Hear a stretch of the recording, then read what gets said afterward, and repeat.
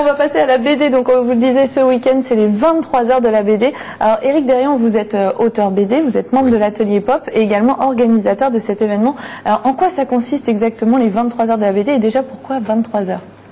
Parce qu'on pourrait imaginer 24 heures, logiquement. On pourrait imaginer 24 heures. Les 24 heures de la bande dessinée existent. À Angoulême À Angoulême.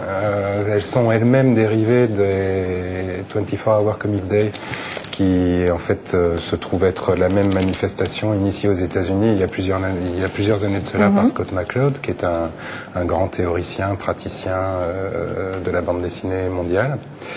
Et donc Scott McCloud a proposé il y a quelques années une journée pour faire une bande dessinée sur un schéma assez américain, à savoir très très proche du comics.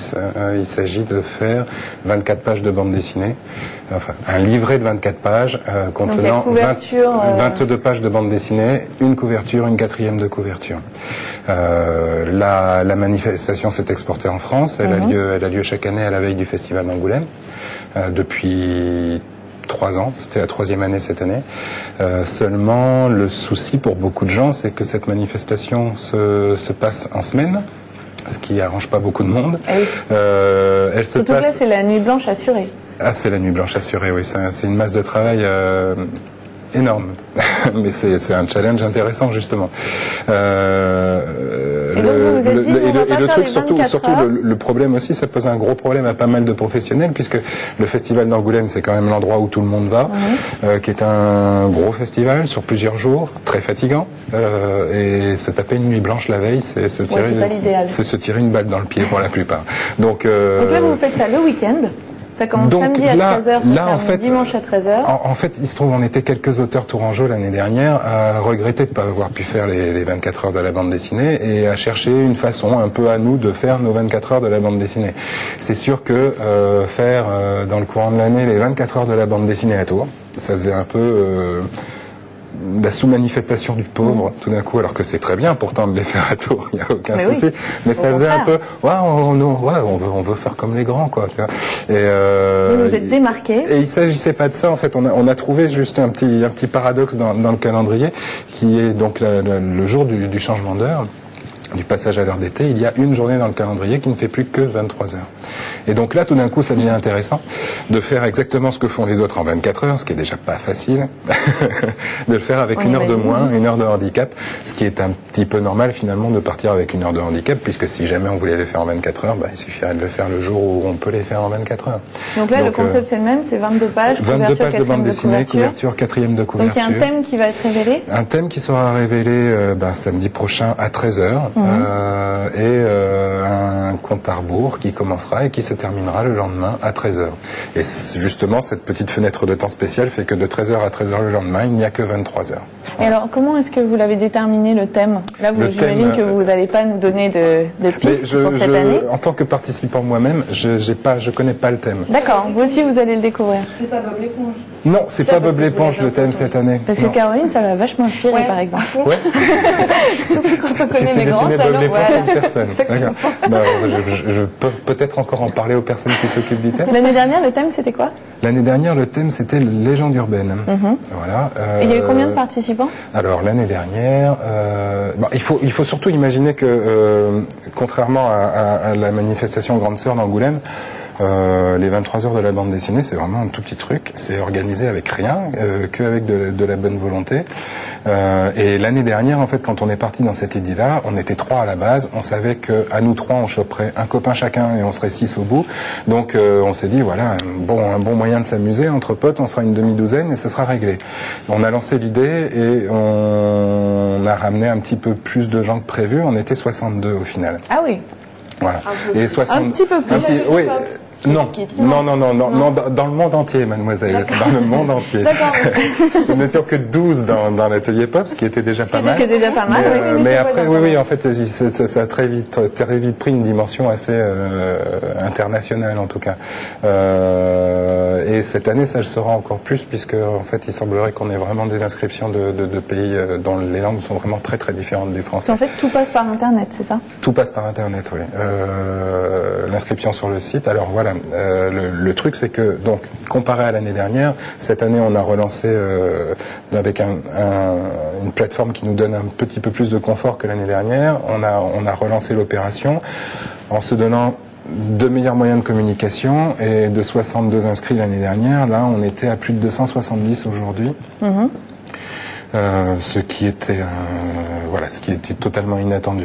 Moi, je m'étais fixé à la base un objectif. Je m'étais dit, si jamais on arrive à doubler plus, qu'on arrive à 140 personnes, ce sera vraiment bien.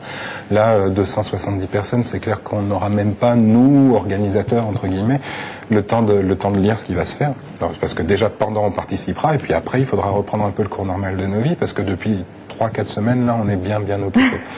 Et là, tous les participants vous envoient via Internet leurs planches?